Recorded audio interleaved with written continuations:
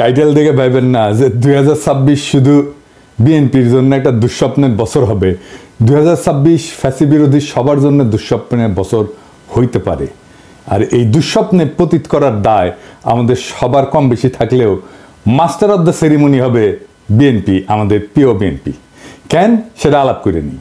আমি কয়েকদিন আগে একটা ভিডিও করেছিলাম যে বিএনপির কেরা উঠিছে, সেখানে আমি বলছি যে বিএনপি কেন এত নির্বাচন করে। আর সালাউদ্দিন সাহেব কইছে নির্বাচন দেরি করার পিছনে যুক্তিটা কি সেটা দিতে হবে। আমি কইছিলাম যুক্তিটা আমি দেব। তো কেরা উঠলে বুঝছেন তো কোন কেরা, ওইটাই। ওই কেরাতে মানুষ যেমন উত্তেজিত হইয়া যায়, তেমন বিএনপি 2025 সালে খুব উত্তেজিত হয়ে উঠছে। এই উত্তেজনার স্বপ্ন দোষ হবে 2026 সালে। আমি বানাইয়া কিছু বলতেছি না। বিএনপি মানে জিয়াউর রহমানের আদর্শের বিএনপি আমার খুব পছন্দের দল। আর হাসিনার ফ্যাসিস্ট আগ্রাসন থেকে সবচেয়ে বেশি মাইর খেয়া কিচ্ছু করতে না পারার দল হইল বিএনপি। এরা মাইর খেয়েছে ছাত্রদের কারণে, আজকে তাদের জীবন বাঁচাইতে পারছে। দেখেন রিজভী ভাই কি বলে। ভেঙে বিশেষ করে স্কুল কলেজের মাসুম বাচ্চারা নিজেদের জীবন দিয়ে রক্ত ঝরিয়ে আমাদের কাছকে মুক্ত করেছে, গোটা জাতিকে মুক্ত করেছে। আমি আজকে সেই সমস্ত মাসুম বাচ্চা, স্কুল কলেজের সে সমস্ত ছাত্র ছাত্রীদের যাদের শহীদি আত্মত্যাগের মধ্যে দিয়ে আজকে গোটা জাতি মুক্তি লাভ করেছে এক ভয়ঙ্কর ফ্যাসিবাদ থেকে, সেই সব শহীদদের প্রতি আমার গভীর শ্রদ্ধা জানাচ্ছি। আমি শ্রদ্ধা জানাচ্ছি যারা পঙ্গুত্ব বরণ করেছে, যাদের চোখ চলে গেছে, যাদের পা চলে গেছে, আমি তাদের প্রতিও শ্রদ্ধা জ্ঞাপন করছি। আর পাশাপাশি আমি একটু বলতে চাই, সারা বাংলাদেশের আজকে গণতন্ত্রের যে বিজয় হয়েছে, এইটা আমাদেরকে, এই উল্লাসকে আমাদেরকে সংহত করতে হবে। আর যখন হাসিনা ছাত্রদের হাতে জয় বাংলা হইল, তখন বাইর হইয়া বাঘের মতো গর্জন করা এই দলের নাম হইতেছে বিএনপি। যারা এদের জীবন বাঁচাইলো, যাদের জন্য খালেদা জিয়া আজকে তার ছেলের বাসায়, যাদের আত্মত্যাগে আজকে বিএনপির নেতাদের এত লম্ফজম্প, তারাই নাকি আবার আন্দোলনের মূল মাস্টার মাইন্ড। বাংলাদেশের মানুষকে 16 বছর ফ্যাসিবাদের থেকে বাঁচানোর কি করছে বিএনপি? বাঁচাইতে পারছে? 1/11 ঘটানো বন্ধ করতে পারছে? তখন তো ক্ষমতায় বিএনপি জামাত পারেনি। বাংলাদেশের উপরে যাইতে বসে এই ফ্যাসিবাদী শাসন, এইটা থেকে মুক্ত করার জন্য বিএনপি কি করছে? তা ওনারা বলেন ওনা মাস্টার মাইন্ড। তা অনেকের মধ্যে একজন না, অন্যতম না, একমাত্র মাস্টার মাইন্ড। শুনেন, 16টি বছর ধরে বিএনপিকে নিশ্চিহ্ন করতে চেয়েছে হাসিনা, আর জনাব তারেক রহমান কি বিচক্ষণতার সঙ্গে বিএনপিকে রক্ষা করেছে। শুধু রক্ষা করেছে এটা বললে ভুল হবে। কার্যকর আন্দোলন গড়ে তোলার জন্য যা যা করার দরকার, এই আন্দোলনের একমাত্র মাস্টার মাইন্ড হচ্ছে জনাব তারেক রহমান। এটা যদি কেউ ব্যাখ্যা করে বুঝাতে হয় তাকে, তাহলে একটু অসুবিধা। এই কথায় এখন আর হাসি পায় না। আমি হাসে কি করুম? পাবলিকই তো হাসতে হাসতে শেষ। তো বিএনপির কাছে আমার প্রশ্ন, আপনারা যদি আন্দোলনের মাস্টার মাইন্ড হবেন, তাহলে আপনাদের 31 দফার একটা দফাতেও এই জুলাই আগস্ট বিপ্লবের আন্দোলনের শহীদদের আহতদের নিয়ে কোনো দফা নাই কেন? 1971-এর মুক্তিযোদ্ধাদের নিয়ে তো 21 নম্বর দফা আছে। তাদের তালিকা করবেন, স্বীকৃতি দেবেন। 2024-এর স্বীকৃতি কোথায়? তাদের পুনর্বাসন কোথায়? ভুলে যান না, এটা আপনাদের 2001-2006-এর অ্যানালগ দেশ না, এটা প্রযুক্তির বিশ্ব। নির্লজ্জভাবে আন্দোলনের ক্রেডিট নেবেন, আবার এইভাবে ধরা খাইবেন, আবার ক্ষমতায়ও যাইবেন। এত খাইতে চান কেন বাবারা? খাইবেন ভালো কথা, খাওয়ার জন্য তো চাষাবাদ করা লাগে। ছাত্রদের কি হালের বলদ পাইছেন যে তাদের ময়দা খেতে চাষ কইরা ক্ষমতা যাওয়ার স্বপ্ন দেখবেন? এই স্বপ্ন আপনার স্বপ্ন দোষ হবে 2026 সালে। চলেন দেখি কেন। 2026 বাংলাদেশের জন্য খুবই জটিল, খুবই কঠিন, খুবই অনিশ্চিত একটা বছর হবে। বাংলাদেশের মানুষকে হাসিনা সরকার উন্নয়নের যে মূলা দিছিল, ওই মূলা খেত দেখা 2021 সালে আমাদেরকে অনুন্নত রাষ্ট্র থেকে উন্নয়নশীল রাষ্ট্রের মর্যাদা দেওয়া হয়েছিল। মর্যাদা না, কিন্তু এই উন্নয়নশীল রাষ্ট্র হিসেবে বাংলাদেশের জন্য অপেক্ষা করতেছে কি কঠিন চ্যালেঞ্জ। সব চ্যালেঞ্জের কথা আজকে কমু না, তবে আমরা মাঝে মাঝে বিএনপির এইভাবে পরীক্ষা নিব। আপনাদের প্রথম চ্যালেঞ্জ হইলো না, সব চ্যালেঞ্জের কথা আজকে কমু না, আজকে কয়েকটা চ্যালেঞ্জের কথা কমু, বাকিগুলো খুঁজে বের করেন। আপনারা তো বহুত বুঝেন, সবার থেকে বেশি বুঝেন। আমাদের প্রথম চ্যালেঞ্জ হইলো 2026 সাল থেকে আমরা ইউরোপিয়ান বাজারে জিএসপি প্লাস পাবো না। জিএসপি হইলো সেই মেকানিজম যেটা দিয়ে ইউরোপিয়ান বাজারে আমাদের পণ্যের, বিশেষ করে গার্মেন্টসের শুল্কমুক্ত প্রবেশ নিশ্চিত করা হয়। এর মধ্যে অন্যতম হইল তৈরি পোশাক শিল্প। 2026 সালে জিএসপি প্লাস পাওয়ার অন্যতম শর্ত হইল সুশাসন, কলকারখানার শ্রমিকদের অধিকার নিশ্চিত করা। সুশাসনের কথা কইলাম না, ওইটা আপনারা কেমন পারবেন সেটা 2001-2006 সালের কথা মনে আছে, কিন্তু কলকারখানার শ্রমিকদের অধিকার নিশ্চিত করতে আপনারা যে পরিকল্পনা দরকার সেটা আপনাদের নাই। কেন জানেন? আপনারা হলেন ব্যবসায়ী আর বুর্জাদের নিয়ে তৈরি দল। গরিব মানুষরা রক্ত দেয় আর বড় লোকরা মাখন খায়। আপনাদের যারা জনগণের সাথে সম্পৃক্ত ছিল তাদের কি অবস্থা আমি একটু পরে দেখাবো। হ্যাঁ, কি অবস্থা, বের করে দেন, নয়তো মেরে ফেলে, পিঠে মরে যায়, বনে বাজারে ঘুমায় বেড়ায়। ঢাকায় এসে রিক্সা চালাইছে যে সমস্ত লোকেরা, দারোয়ান হয়েছে, পাঠাওয়ে কাজ করছে, তাদের কোনো খবর থাকে না। সবাই আইসা তখন টেকার লোভে জড়া হয় আশেপাশে, অর্থলোভী এলিট। আর এই রাসেলের মতো লোকেরা আপনাদের দলে ফিরতেছে, নতুন এসালম হয়ে উঠতেছে। আপনাদের এক্সাম্পল দিই, আপনাদের তৃণমূলের নেতাকর্মীদের কি অবস্থা, আপনাদের যুব দলের নেতারে আর্মি পিটায় মেরে ফেলাইলো। দেখছেন বাচ্চাগুলোর কি অবস্থা, অথই পাথারে পড়ছে এই পরিবারটা। ভাই এই দলের রাজনীতি করেন, এই দলের হয়ে আমার পেজে ঝাঁপায় পড়েন জিজ্ঞাসা নিয়ে, এই পরিবারের খোঁজ দিয়ে আমাকে জানান, এই পরিবারের সব দায়িত্ব আমি নেব। জি না, আমার টাকা নাই, আমি বড় লোক কেউ না, আমার বাপের জমিদারি ছিল না, ভিক্ষা করবো সবার কাছে, আমার ভিক্ষা চাইতে কোনো গ্লানি নাই। একটা লোক সারা জীবন বিএনপির রাজনীতি করে গেল, আর্মির পিটানিতে জীবন গেল, তার পরিবারকে বাঁচানোর জন্য পিনাকি ভিক্ষা করবে, আর পিনাকি শেষ জীবনে অপবাদ নেবে যে ভিক্ষা করার টাম করে কোটি কোটি টাকা আত্মসাৎ করেছে। আমি এগুলো জানি, হ্যাঁ এগুলো জানি, এটাই বাংলাদেশ। হ্যাঁ বুঝছাও। যাই হোক, আমার খোঁজ দিয়েন, এই পরিবারের দেখভাল করার দায়িত্ব যেন আমাকে দেন, খোদা তাআলা এই তৌফিক যেন দেন, ওনার পরিচয়টা দিয়েন, আমার সাথে যোগাযোগ করাই দিন। এই বিএনপিতে অলিগার ভিড়তেছে না, এদের টাকা কামানোর একমাত্র উপায় হইল শ্রমজীবী মানুষের শোষণ। এরা তো শ্রমিকদের বেতন দিবে না, কলকারখানায় উন্নত কাজের পরিবেশ তৈরি করবে না, কারণ এইগুলা করলে তো টাকা কামাবে কেমনে। তাই আমরা বিএনপির ক্ষমতায় আসলে জিএসপি প্লাস পাবো না, লিখে রাখেন। আর আমরা ইউরোপিয়ান বাজারে আমাদের যে অ্যাডভান্টেজ ছিল, পণ্যের যে অ্যাডভান্টেজ ছিল, আমরা যে দাম দিতে পারতাম সেটা আমরা দিতে পারবো না, সেটা হারাবো, লিখে রাখেন। আর একটা চ্যালেঞ্জ হলো 2026 সাল থেকে আমাদের উপর আন্তর্জাতিক কপিরাইট আইনের প্রয়োগ শুরু হবে। এর মানে কি জানেন? সব কিছুরই কপিরাইট আছে, বুঝছাও, সব কিছুর ওই কপিরাইটের ফি দিতে হয়। বইয়ের যেমন কপিরাইট থাকে, আমি অবশ্য বইয়ের কপিরাইটের ফি পাই না, আমি কপিরাইট ছেড়ে দিচ্ছি। সেজন্য দেখেছেন না মেলা বই আবার ছাপা হয়ে খালি বিক্রি হয়, কিন্তু এটা পয়সাকালে আমি পাই না। এইরকম কপিরাইট আছে পৃথিবীর সব জিনিসের উপরে, ওষুধের উপরে আছে। এই কপিরাইটের যখন প্রয়োগ শুরু হবে তখন ওষুধের কপিরাইটের ফি আমরা এখন দেই না, সেজন্য আমাদের দেশে ওষুধের দাম কম। এই কপিরাইট আইন প্রয়োগ শুরু হলে প্রথম ভিকটিম হবে আমাদের ওষুধ শিল্প। আজকে গরিব মানুষ যে ওষুধ 10 টাকা দিয়ে কিনে খেতেছে তার দাম হবে 500 টাকা। আমাদের যখন ওষুধ উদ্ভাবনের যে সূত্র, তার জন্য রয়্যালটি দিতে হবে, কপিরাইট ফি দিতে হবে। অলরেডি আসন্ন দাম বাড়ার সাথে মানুষের অভ্যাস তৈরি করে নেওয়ার জন্য আইএমএফ ওষুধের দাম বাড়ানোর জন্য পরামর্শ দিয়েছিল এবং ভ্যাট প্রয়োগ করছিল। আমরা দাবরানি দিয়েছি, প্রফেসর সরকার তাৎক্ষণিক সিদ্ধান্তে বাতিল করছে, আমরা ধন্যবাদ জানাই। অবশ্যই এইরকম জনমুখী সিদ্ধান্ত বিএনপি নিতে পারবে না, কারণ তাদের তো ব্যবসায়ী ক্লাবকে টাকা কামানোর ধান্দা করে দিতে হবে।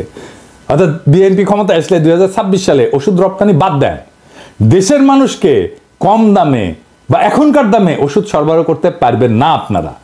দেখেন আব্দুল মুক্তাদির কি বলেন, উনি ইনসেপ্টা কোম্পানির মালিক, আমার কালে বস ছিলেন ক্ষুদ্রকালে। 26-এর পরে আমাদের দেশে আর প্যাটেন্টেড ওষুধ তৈরি করতে পারবো না, সেগুলির জন্য আমাদেরকে রয়্যালটি দিতে হবে এবং অনেক ওষুধের দামই এমন হতে পারে, যেমন একটা এক্সাম্পল দেই আপনাদেরকে। আপনারা যদি হেপাটাইটিস সি এর আমরা যে ওষুধটা বাংলাদেশে তৈরি করি সেটার দাম হলো মাত্র $6, আর সেটা বাইরে বিক্রি হয় $1000 একটি ট্যাবলেট। তাহলে আমরা যেটা $6 বাংলাদেশে দিচ্ছি ওটা $1000 তো মানুষ খেতে পারবে না, এবং একটা ট্রিটমেন্ট হলো 87টা ট্যাবলেট খেতে হয় একবারে। তো বাংলাদেশের কোন লোক হেপাটাইটিস সি হলে পারে $87,000 দিয়ে এটা খেতে পারবে? দেখেছেন কি ধাইয়া আসতেছে। এরপরের চ্যালেঞ্জ হলো বিদেশিরা আমাদের যে সহজ শর্তে ঋণ দেয় সেটা বন্ধ হয়ে যাবে। আমাদের তখন উন্নয়ন বাজেটের ঘাটতি মোকাবেলা করতে বাণিজ্যিক হারে বৈদেশিক ঋণ নিতে হবে। তাইলে বুঝতে পারতেছেন সুদ দিয়ে ঋণ নিতে হবে। ওই টাকাটা আমরা কেমনে পাবো? ওই টাকাটা উপার্জন করবো কত? উপার্জন করে তো সুদ শোধ দিতে হবে। আভ্যন্তরীণ অর্থনৈতিক সক্ষমতা তৈরি করে তারপরে ওই সুদটা শোধ দিতে হবে। এটা কেমনে করবেন আপনারা জানেন? আপনাদের কাউরে তো কোনোদিন এইসব নিয়ে কথা কইতে দেখি না। এইসব ফাও মজা করার দিন শেষ। বিএনপির যারা ভাবতেছেন যে ক্ষমতা এসে 16 বছরে ক্ষুধা মিটাবেন, তাদের জন্য এক বালতি সমবেদনা রইল। এইরকম প্রস্তুতি নিয়ে ক্ষমতা আসলে পাবলিক টাইনে নামায় দিবে যদি দায়িত্ব নিতে না জানেন। 4 নম্বর হইতেছে আমেরিকান সাহায্য বন্ধ হয়ে গেছে সারা দুনিয়ায়। আমাদের তৃতীয় সাহায্যদাতা দেশ ছিল আমেরিকা এই ট্রাম্প আসার পরে। 1 আর 2 নম্বর হইতেছে জাপান আর ইংল্যান্ড। 2022 সালে কত টাকা দিছিল আমেরিকা তারা জানেন? আমেরিকা, শুধু আমেরিকা, $32 বিলিয়ন। এই টাকাটা হাওয়া হয়ে যাবে, কই পাবেন সেটা? $32 বিলিয়ন তো লাগবে, তাহলে কেমনে সামাল দেবেন? কোত্থেকে পাবেন? আমাদের পাশা ঢাকতে সামনে উদাম হয়, আর সামনে ঢাকতে পাশা উদাম হয়। পারবেন এই টাকার বিকল্প যোগান দিতে? পারবেন না ভাই। দেখেছেন তো IMF $4-5 বিলিয়ন দিতে কিরকম প্যারাপ্যারি করে। $32 বিলিয়ন কোটি থেকে পাবেন। তবে এইসব চ্যালেঞ্জের সমাধান আমাদের জানা আছে, কারণ আমরা গত 10 বছর যখন হাসিনারে খেদানোর আন্দোলন করেছি, তখন আমরা এটা নিয়ে কাজ করে রাখছি, ঠিক করে রাখছি। হাসিনা জয় বাংলা হইলে আমাদের কি কি করা লাগবে, এই সংকট মোকাবেলা করার জন্য কি কি করা লাগবে, সেটা আমাদের প্ল্যান করা আছে। তার প্রথম পদক্ষেপই ছিল প্রফেসর ইউনূসের মতো বিশ্ববরেণ্য ব্যক্তিকে প্রধান উপদেষ্টা পদে বসানো। আলহামদুলিল্লাহ আমরা এটা পারছি, উনি রাজি হয়েছেন। তিনি এমন একজন মানুষ যার আন্তর্জাতিক খ্যাতির কথা বিবেচনা করে বিশ্ব নেতারা আমাদের অভূতপূর্ব সুযোগ দেবেন এবং দিতেছেন। ট্রাম্প সব সাহায্য বন্ধ করে দিলেও রোহিঙ্গা ক্যাম্পে সাহায্য বন্ধ করে নাই। কাদের কারণে? আমাদের সরকারের কারণে, প্রফেসর ইউনূসের কারণে। তো প্রফেসর ইউনূসের এত গুরুত্ব কেন? কারণ যেই মানুষ তার অর্থনৈতিক মডেল দিয়া সারা বিশ্বে দারিদ্র মোকাবেলা করছেন, সেই মানুষের 3-0 কনসেপ্ট, যেটা আমি আগে কইছিলাম, এটা প্যারিস অলিম্পিকের মূল প্রতিপাদ্য বিষয় ছিল। উনি ছিলেন প্যারিস অলিম্পিকের একজন প্রধান ব্যক্তি। সেই মানুষের চেয়ে উপযুক্ত কোনো পার্সোনালিটি কি আপনাদের মধ্যে আছে, যিনি ভারতের আর পশ্চিমের ঠাপ একই সাথে সামলাইতে পারবেন? আপনি তো পারেন নাই 1-11-এ। ক্ষমতা আপনার লোক ইয়াজউদ্দিন, আর্মি চিফ আপনাদের বানানো, তারাই আপনারা উস্তে দিল, সাথে জামাতও ছিল। পারেন নাই 1-11টাকে। এখন আপনারা কেমনে পারবেন? যাই হোক, আমাদের পরিকল্পনার একটা ডেমো দিলাম। পুরো পরিকল্পনা আমাদের সাজানো আছে। 2026 সালের চ্যালেঞ্জ আমরা কিভাবে মোকাবেলা করব। আমি যে ফাঁকা আওয়াজ দিই না তা নিশ্চয়ই বুঝতে পারছেন। অনেক পরিকল্পনার মধ্যে দিছি, আরো দিব। এমন না যে পরিকল্পনা পরে বাস্তবায়ন করা হবে। পরিকল্পনা কিভাবে করতে হয় সেটা দেখাইছি। সমস্যার 100টা সমাধান আছে। কি ভাবছিলেন যে আপনাদের জন্য আর বলে দিব বাকিগুলা? আপনাদের পরীক্ষা নকল করার মতো সরকার নকল করে চালাবেন? আমাদের সাথে অ্যালাই করেন। আমরা যেভাবে দেখতে চাই আপনাদেরকে সেইভাবে থাকেন, সেই রাস্তায় থাকেন, আমাদের সাহায্য পাবেন, আমাদেরকে পাশে পাবেন। আমাদেরকে তো শত্রু মনে করতেছেন এখন। হ্যাঁ, আমাদের কাছে সব বিষয়ের ওষুধ আছে। আপনারা এই লোকগুলোকে চান কিনা পাশে, সেটা আপনাদের সিদ্ধান্ত। এবার আসেন দেখি বিএনপি কেন নির্বাচন চায়। কারণ বিএনপির কাছে নির্বাচন হইতেছে হরলিক্স। হ্যাঁ, এমনি এমনি খায়। হ্যাঁ, ওই যে দেখেন, আমার ভাই টাকায় 16 আনাই উসুল। আমি তো এমনি এমনি খাই হরলিক্স। বিএনপির নির্বাচন এমনি এমনি চায়, মানে বুঝে না কেন চায়। আসল কথা হইলো বিএনপিকে নির্বাচনের জন্য চিল্লাইতে বুদ্ধি দিচ্ছে তাদের নয়া বন্ধু ভারত।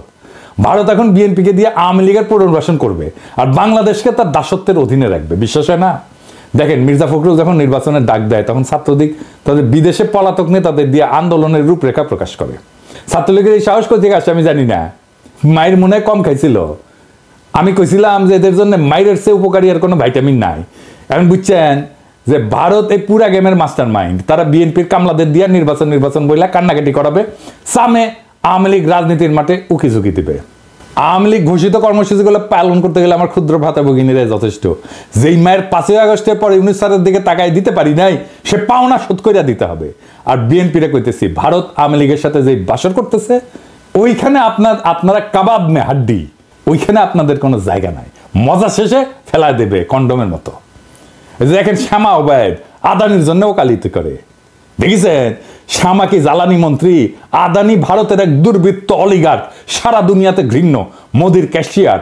তার সাথে বিএনপি নেতার লতকালতকি দেখেন। এখন মানুষের ক্ষমতায় গেলে দেশ বেচে, এরা ক্ষমতায় যাওয়ার আগেই দেশ বেচে দিছে আদানির কাছে, দেশ বেচে ছাড়া। এই বিএনপিরে ভারত এখন ক্ষমতার লজেনচুস দেখাচ্ছে, বুঝছাও? ক্ষমতার লজেনচুস দেখা বিএনপি ওই ক্ষমতার মূলার পিছে যাচ্ছে। তারপরে ওই লজেনচুসের আমও যাবে, সাথে সালাও যাবে। কেমনে বিএনপিকে ভারত ফেলা দেবে ক্ষমতা দেখে শুনবেন, প্ল্যানিং শুনবেন, শুনেন আমার কাছে।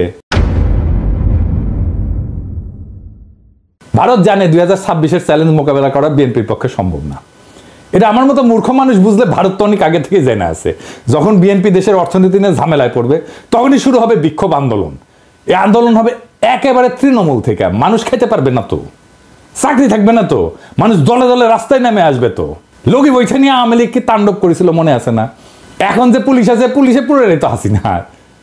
পুলিশ চুপ করে দাঁড়িয়ে থাকবে। 1-11-এর টাইমে যেমন আসিল ওই মির্জাফরের সেনাবাহিনীর মতো। ছাত্রলীগ যুবলীগ গর্ত থেকে উঠায় আন্দোলনে জয়েন দেবে, আর আমার হাসিও টুপ কইরা ঢুকে পড়বে। আন্তর্জাতিক চাপের কাছে তখন নত জানো বিএনপি দেশীয় আন্দোলনের দিশেহারা বিএনপি তখন আওয়ামী লীগের সাথে আতত করে পলাবে, আওয়ামী লীগ যেমন পলাইছিল। আর দেশে ফিরে আসবে সেই ভয়ঙ্কর ফ্যাসিবাদ, আবার সেই ভারতীয় আধিপত্যবাদ যা কায়রা নিছিল আমাদের জীবনের 16টা বছর, বাংলাদেশকে পরিণত করছিল ভারতের উপনিবেশে। যারা কায়রা নিছিল বর্বরভাবে আমাদের হাজার হাজার সন্তানদের জীবন, যারা আমাদের 25,000-এর মতো ছাত্র জনতাকে আহত করে চিরজীবনের জন্য পঙ্গু আর দৃষ্টিহীন করে দিছে, সেই আবু সাইদ মুগ্ধ ওয়াসিমদের রক্ত শুকানোর আগেই যেই দল নির্বাচন করে মুখে ফেনা তুলে ফেলাইতেছে, তারা আর যাই হোক দায়িত্ব নিতে পারবে না। আপনাদের রিকমেন্ড করা যত লোক অন্তর্বর্তীকালীন সরকারে আছে তাদের পারফরমেন্স দেখে আপনাদের দক্ষতা আমাদের কাছে পরিষ্কার। স্বরাষ্ট্র উপদেষ্টা কার রিকমেন্ডেশনে জানেন? বিএনপির। শিক্ষা উপদেষ্টা কার? বলছিলাম তো, বিএনপির। এই খারাস বিদেশে কোনো অনুষ্ঠানে যায় না। 5ই আগস্টের পর বাংলাদেশের শিক্ষাঙ্গনে সবচেয়ে বেশি ঝামেলা হয়েছে। ছাত্ররা আন্দোলন করছে তাদের অধিকারের জন্য, আর আওয়ামী লীগ তাদের ন্যায্য অধিকারের আন্দোলনের নাম দিছে সন্ত্রাসী কর্মকাণ্ড। প্রফেসর ইউনূস দায়িত্ব আসার পর সবার আগে উচিত ছিল বিদেশি সহযোগীদের কাছে শিক্ষাঙ্গনের স্বাভাবিক পরিস্থিতি তুলে ধরা এবং সকল দ্বন্দ্বের সমাধান করা। তা না কইরা তিনি তার ডায়াপার সামলানোর অপারগতার কথা বইলা বিদেশে যাইতেছেন না। আপনি কি ভাবছেন স্যার আমরা বুঝি না? আপনাদের বিএনপির পরামর্শে আসছেন। ইউনূস স্যারের সরকারের ভাবমূর্তির জন্য কাজ করলে তো আপনার আসল লক্ষ্য পূরণ হবে না। বিএনপির 31 দফা দেখে তো মনে হয়েছে তারা শিক্ষাঙ্গনের সমস্যাটাই বুঝেন নাই। বুঝলে তো আর বই বিতরণ, শিক্ষাঙ্গনের বিরোধ এইগুলোর সমাধান আগে থেকেই করতেন। ছাত্র সংসদ নির্বাচনগুলোর কথা বলছি, বিশ্ববিদ্যালয়গুলোতে বিএনপি বাগড়া দিচ্ছে, ছাত্রদল বাগড়া দিচ্ছে। কেন? কারণ ছাত্রদল জিততে পারবে না বড় বড় বিশ্ববিদ্যালয়গুলোতে। আপনার তো নিজের স্বার্থ ছাড়া আর কিছু বুঝেন না। নিজের খুবই সংকীর্ণ স্বার্থ, ছাত্রদের স্বার্থ তো আপনাদের কাছে নাই। তাহলে তো আপনারা সংসদ নির্বাচনের কথা মাইনে নিতেন। করতে চাচ্ছেন না কেন সংসদ নির্বাচন? বাগড়া দিচ্ছে কেন ছাত্রদল? তার মানে তো আপনারা পারবেন না, এটা হারে যাবেন। হারবেন যে জন্য, সেই জন্য আপনি ছাত্র সংসদ নির্বাচন হইতে দিবেন না। নির্বাচন করছেন, ম্যান্ডেট করছেন, গণপরিষদের নির্বাচন করেন, আমরা সবাই বলতেছি। সেটা তো করবেন না, কারণ ওখানে নতুন সংবিধান বানাইতে হবে, সেটা তো করতে চাচ্ছেন না। গণপরিষদের নির্বাচন করেন, ম্যান্ডেট নেন, আপনারাই করেন, আপনারাই আসেন, সেটা করবেন না। যারা বিপ্লব করলো, যারা দেশটাকে রক্ষা করলো রক্ত দিয়া, তাদের প্রতি আপনাদের পর্বত প্রমাণ ঘৃণা, শত্রু বানায় ফেলছেন তাদেরকে। আপনার 31 দফা দিচ্ছেন, এটা নিয়ে একটা ভিডিও দিব, দাঁড়ান। দিতেছিলাম না নেহায়ত মায়া করে, এতদিনের রাজপথের সহযোদ্ধা কেমনে কঠোর কথা কই। কিন্তু আপনারা এমনভাবে অন্তর্বর্তীকালীন সরকারের উপর ঝেপে পড়েছেন যে না দিয়া তো উপায় নাই। 71 টিভিতে যাইয়া রুমিন ফারানা এই 71 টিভির দুর্বৃত্ত আওয়ামী ফ্যাসিস্ট বলার, সে একটা বদমাইশের সাথে বৈশা কেমনে শফিকের সাথে কথা বলে শুনেন। ব্যর্থতা কি দেখলেন? আমি তো এটা ব্যর্থতা অনেকগুলো ডেটা আছে, সব জায়গায় সফল হওয়া যায় না। না ব্যর্থতা কিছু অংশ স্বীকার করবেন না, জার্নালিজম করেন না। ব্যর্থতা কিছু অংশ স্বীকার মানে 100 তে 100 পেতে চান। 100 তে 100 না, আমি এটা বলছি না, আমি 90 বলি না। কিছু জায়গায় ব্যর্থতা আছে, কিন্তু আপনাদের উপদেষ্টারা তো নিজেকে নিজে মার্কিং করার সময় 3-4 দিতে পারছেন না 10 এ। আমি জানি না, আমি চিফ অ্যাডভাইজারের অফিসকে রিপ্রেজেন্ট করে আমি সেই আলোকে বলছি। ওকে, দেখেছেন 71 টিভির সাথে বিএনপি এক হইয়া গেছে, দেখছেন? শফিক তো ভদ্র মানুষ, ছোটখাটো মানুষ। আমি যদি ওটা থাকলামই না, তোরে তুলে থাকনা মারলামই নি। অ্যাঙ্করের বাচ্চা, তোর অ্যাঙ্করগিরি আমি শিখাই দিলাম নি। 71 টিভি তো ভাঙ্গে চুরে ফেলছিল, ওটা বুলডোজারে কেন ঘুরাই দেয়নি? দেখেছেন এই সমস্ত? এখন দেখেছেন তো সব জায়গায় এই আওয়ামী দুর্বৃত্তগুলোর সাথে, ফ্যাসিবাদের এনেবলারের সাথে বিএনপির খাতির দেখেন একসাথে ঝাঁপে পড়েছে শফিকের উপরে। জনতারে চেতায়েন না, আপনাদের কিন্তু ভারতেও জায়গা হবে না, মনে রেখেন কথাটা। অবশ্য আপনাদের মধ্যে রয়্যাল এজেন্ট যারা আছে তাদের জায়গা দিতে পারে। আলতাফ সাহেব তো বলছে বিএনপির মধ্যে রয়্যাল লোক আছে, জানেন তো? দেখেন ওই কি বলছেন। বিএনপির কিছু লোক আছে যারা নন আননোন না, নূতন না, পুরানা, নন রয়্যাল এজেন্ট। নন রয়্যাল এজেন্ট তারা এই দেশে যদি 100 টাকা কামাই করে 90 টাকা তারা ইন্ডিয়াতে পাঠায়। এই এজেন্টের একাধিক এজেন্টের নাম আমি বলতে পারি। আমি তো ঢাকায় থাকি, পটুয়াখালীও থাকি, কলকাতায় সল্ট লেকে বাড়ি আছে, সোনার দোকান আছে, হোশিয়ারি আছে, তারপরে পেট্রোল পাম্প আছে, তারপরে এটাকে কি বলে এই যে কমিউনিটি সেন্টার আছে। বাসায় গেলে পরে আপনি বাংলাদেশি পাসপোর্ট পাবেন, আপনি ইন্ডিয়ান পাসপোর্ট পাবেন, আপনি কানাডিয়ান পাসপোর্ট পাবেন। তো প্রমাণের থেকে অসুবিধা আছে নাকি? বিএনপির একজন শীর্ষ নেতা এই কথা বলছে, আমি বলি নাই। বিএনপির কোনো জবাব আছে? এবার আসেন আলাপ করি 2026-এর বিপর্যয় থেকে বাংলাদেশকে রক্ষার উপায় কি। এই বিপর্যয় থেকে রক্ষার একমাত্র উপায় হইল প্রফেসর ইউনূসের মতো একজন সরকার প্রধান, যিনি বৈশ্বিকভাবে সমাদৃত। এখন নির্বাচন দিলে দেশের অর্থনীতির উপর অতিরিক্ত চাপ আসবে। আওয়ামী লীগের চুরি করা টাকা ফেরতেই না, যেন আর কেউ দেশকে বাপের সম্পত্তি ভাবতে না পারে সেই ব্যবস্থা করতে হবে। মনে হয় এখানেও বিএনপির আপদ। আওয়ামী লীগের হাতে কত হাজার কোটি টাকা আছে জানেন? নির্বাচন আসলে ওই টাকা মাঠে আসবে, তখন মাঠে আসবে প্রার্থী কেনার জন্য, ভোট কেনার জন্য। 2026-এর চ্যালেঞ্জ মোকাবেলার জন্য প্রফেসর ইউনূস অনেক দক্ষ টেকনিক্যাল এক্সপার্ট নিয়ে আসছে। রিভার্স ব্রেন ড্রেনের মাধ্যমে আরো লোক আনার কাজ চলতেছে। এদেরকে দেশ পুনর্গঠনের সুযোগ দিতে হবে। আপনারা জানেন কত স্কলার ফিরে আসছে সরকারের সাথে কাজ করার জন্য। সোয়াসের মুস্তাক ভাই আসছে, ইকোনমিস্ট আনিস ভাই আসছে, বিদায় আশিক আসছে, খলিল ভাই আসছে, আরো কত নাম কমো প্রত্যেকে কাজ করতেছে এই ধ্বংস হয়ে যাওয়া দেশটাকে আবার ঠিকঠাক করতে। জুলাই গণহত্যার বিচার শেষ করতে হবে। আপনারা 31 দফায় যেহেতু এগুলো রাখেন নাই, তাই আপনাদের উপর আমাদের কোনো ভরসা নাই। আগামীর যুগ জেনারেটিভ এআই এর যুগ। আমাদের তথ্য প্রযুক্তি খাতে অনেক দক্ষ লোক দরকার। হাসিনার চুরির অত্যাচারে এমন দক্ষ যত লোক দেশ থেকে চলে গেছে তাদেরকে আবার আমরা ফিরে আনবো। বাংলাদেশের তরুণ ইমরান যে স্ন্যাপচ্যাটের মতো কোম্পানির সিইও, ওইরকম অনেক লোক আমরা দেশে আনার কাজ শুরু করব। তাদের মাধ্যমে গড়ে তুলবো আমাদের পোস্ট জুলাই রিকভারি ফোর্স, যারা দেশের পুনর্গঠনে কাজ করবে। আর তরুণদের নেতৃত্বে হবে সংস্কার। দেশে একটা অন্য গতি আসবে।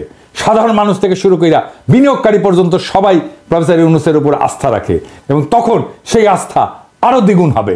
প্রফেসর ইউনূস নিজেই একটা বিশাল ব্র্যান্ড। আমরা ওনারে মুক্তে পাইছি, ওনার কাছ থেকে আমাদের সবটা নিতে হবে। উনি যা দিতে পারেন। আমরা অনেক দিন পরে এমন একজন রাষ্ট্রপ্রধান পাইছি যারা নিয়ে আমরা গর্ব করতে পারি। ওনার নেতৃত্বে আমরা দেশের হারানো অর্থনৈতিক সক্ষমতা ফিরে না আসা পর্যন্ত উনারে হারাইতে চাই না। ওনার সরকারের অনেক দুর্বলতা আছে, কিন্তু প্রফেসর ইউনূস একাই 100। ওনারে শান্তি মতো কাজ করতে দেন। আমরা আগায় যাব দুর্বার গতিতে। তবে ইউনূস স্যারকে আপনাদের অনুরোধ, দয়া করে যোগ্য, উদ্যমী, আধুনিক, বিশ্ব সম্পর্কে ধারণা আছে এমন তরুণ লোকদের নেন আপনার সরকারে। বুড়া খাটাসগুলোকে বাদ দেন মেহরবানি কইয়া। আর বিএনপি এই জন্যই কথা বলার সুযোগ পাচ্ছে, এই জন্য নির্বাচন করে তর পাচ্ছে। বিএনপি নেতাদের জন্য আমার একটাই মেসেজ। আমি যে চ্যালেঞ্জগুলোর কথা বলছি, সংস্কারের কথা বলছি, 31 দফায় জুলাই অভ্যুত্থানের কথা না থাকার কথা বলছি, এগুলোর উত্তর দিয়ে দয়া করে নির্বাচনের কথা বলবেন। সক্ষমতা না দেখা আমরা আর কাউকে ভোট দিব না। কিভাবে আপনারা সরকার চালাবেন, কিভাবে মানুষকে অর্থনৈতিক মুক্তি দিবেন, কিভাবে উন্নয়নশীল দেশের চ্যালেঞ্জ মোকাবেলা করবেন, কিভাবে জুলাইয়ের আহত আর শহীদদের সম্মান জানাবেন, তা পূর্ণ রূপরেখা আকারে প্রকাশ করেন। জাতির কাছে আপনাদের প্রতিশ্রুতি দেন। আমরা তখন বিবেচনা করব আপনারা নির্বাচন করার যোগ্য হইছেন নাকি হন নাই। তার আগে নির্বাচন করলে আমাদের প্রতিবাদ চলবে। আর আমরা কিন্তু না যাই না কথা বলি না, তথ্য প্রমাণ নিয়ে কথা বলি। আমরা যদি কথা বলা শুরু করি, আমাদের বিরোধী বানায়েন না, আমাদের শত্রু বানায়েন না, আপনাদেরই ক্ষতি। জনগণ আর মার্কা দেখা ভোট দেবে না, মানুষকে বলদ ভাইবেন না। জনগণ ভোট দেবে যোগ্য এবং দক্ষ প্রার্থীকে। ভোটের আগের হিসাব আর চলবে না, টাকা দিয়া ভোট কেনা যাবে না।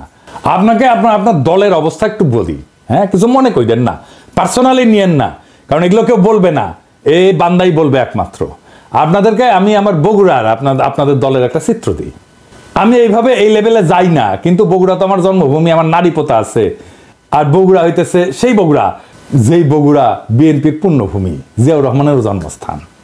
তো বগুড়া তো বিএনপির জন্য পুণ্যভূমি হওয়ার কথা, তাই না? এখানে মডেল বিএনপি থাকবে, এখানে বিএনপির জেলা কমিটি হবে একটা মডেল কমিটি, যা সারা বাংলাদেশের মানুষ দেখবে আর বলবে ওয়াও কি চমৎকার কমিটি, কি সুন্দর কমিটি।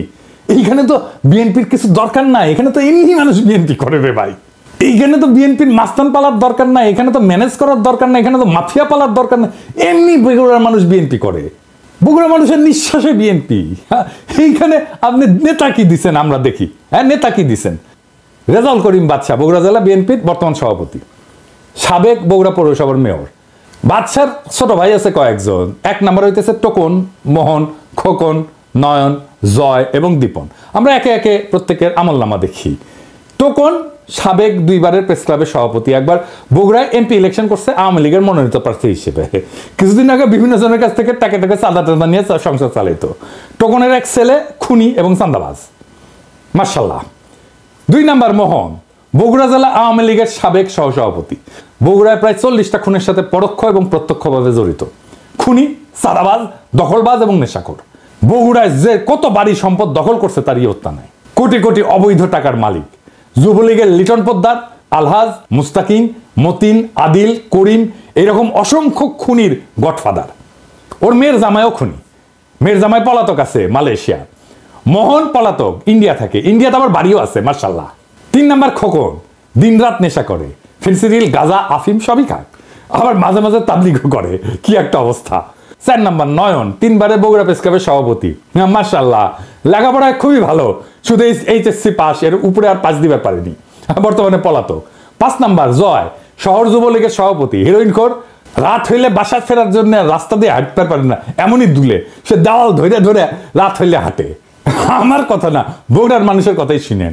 দীপন 6 নাম্বার, ফেন্সিডিল খোর, ফেন্সিডিল বিক্রেতার কাছ থেকে মোহনের ভাই হিসেবে ফ্রি ফেন্সিডিল পায়। বগুড়ার মানুষ এই দুর্বৃত্ত পরিবারের কাছে জিম্মি, 1 ভাই বিএনপি, 1 ভাই আওয়ামী লীগ, 1 ভাই যুবলীগ, 2 ভাই হাসিনার চাটুকার সাংবাদিক। এদের বাপের নাম আলম দারোগা। এ কিন্তু বগুড়ার স্থায়ী বাসিন্দাও না, এই আলম দারোগা বরিশালের মানুষ, সিপাহী থেকে দারোগা হয়েছে, বগুড়ায় রিটায়ার করছে, রিটায়ারের পরে নোট বইয়ের ব্যবসা করতো, বাদশাহ মোহনও নোট বইয়ের ব্যবসা করতো। ভাই এই লোকের বগুড়ার প্রতি বিন্দু মাত্র কমিটমেন্ট আছে? বগুড়ায় জাহান নামে যা কর কিছু যায় আসে, তো বগুড়ার লোকই না রে ভাই। এই বাদশাহ 5ই আগস্টে বহু আওয়ামী লীগ যুবলীগ নেতার কাছ থেকে টাকা নিয়ে তাদের সম্পদকে রক্ষা করছে, তাদেরকে রক্ষা করছে। বিশেষ করে আলহাজের কাছ থেকে নাকি 1 কোটি টাকা নিছে, যে ওর বাসায় আগুন ধরে গেছিল, ওই আগুন লাগানোর চেষ্টা করছিল, আবার ওই 1 কোটি টাকা নিয়ে আগুন লাগায় নেই আর কি। বিএনপির নতুন নেতা দেন, এই লোক বিএনপির নেতা থাকলে বিএনপিকে আমাদের বলতে হবে কেন এই লোক বিএনপির জন্য বগুড়াতে অপরিহার্য। মানে একই পরিবার বিএনপি আওয়ামী লীগ ভাগ হইয়া সারা শহরে রাহাজানি করবে, আর জনগণ মুখ বুঝা সহ্য করবে? হ্যাঁ, এত বোকা ভাবেন বগুড়ার লোককে? এই পরিবারের কাছ থেকে বগুড়ার মানুষকে রক্ষা করতে হবে। জানি না বিএনপির কাছে এই দুর্বৃত্ত পরিবার কেন এত পছন্দের। এই লোক বগুড়ার নেতৃত্ব দেবে, এর নেতৃত্ব বগুড়ার মানুষকে মাইনা নিতে হবে। এত তুচ্ছ ভাবেন বগুড়ার মানুষকে? যেই মাটিতে জিয়া জন্ম নেয় সেই মাটিতে এই দুর্বৃত্ত পরিবারের হাতে জিয়ার আদর্শ বয়ে নেওয়ার ভার কেমনে দেন ভাই? আর মানুষ পান নাই নাকি? এর সাথে ভালো মানুষ নাই আপনাদের বিএনপিতে? আমরা একটা শুদ্ধ বাংলাদেশ চাইছিলাম, তার জন্য আমাদের সন্তানেরা অকাতরে জীবন দিছিল। একই পাক চক্রে ঘুরপাক খাওয়ার জন্য তারা জীবন দেয় নাই। আমরা চাই বিএনপি নতুন সময়ের দিশা দিক, মানুষের এই বিপ্লবী আকাঙ্ক্ষাকে ধারণ করুক। আমরা একটা নতুন বাংলাদেশ চাই। আপনাদের দল পরিশুদ্ধ করেন, দেশের অর্থনীতি গতিশীল করে সব চ্যালেঞ্জ মোকাবেলা করে প্রফেসর ইউনূস যথাসময়ে নির্বাচন দিবেন। এইটা মেহেরবানি করে ওনার উপরে ছাইরা দেন, ওনার বিবেচনার উপরে। আমরা দেশবাসী ওনার উপরে আস্থা রাখছি, আপনারাও রাখেন। দেশবাসীর মুখোমুখি দাঁড়ায়েন না মেহেরবানি কইরা। আপনারা আমাদের সহযোদ্ধা, আমরা ছাত্রদের নেতা মানছিলাম, এবার আপনারাই আমাদের নেতা হইয়া ওঠেন, নেতার মতো আচরণ করেন। নেতাদের আকাশের মতো উদার হইতে হয়। নেতা সেই যে নিজে কাঁদে অন্যকে কাঁদায় না, নেতা সেই যে কোনো কিছুর আকাঙ্ক্ষা করে না, নেতা সেই যে জনগণের সব কষ্টকে সব দুঃখকে নিজে আপন কইরা নিতে পারে, নেতা সেই যে সবচেয়ে দুর্বল মানুষের আশ্রয় হয়ে উঠতে পারে। নিজেকে প্রশ্ন করেন সেই জায়গায় আসছেন কিনা, না আসতে পারলে অপেক্ষা করেন। ইনকিলাব জিন্দাবাদ।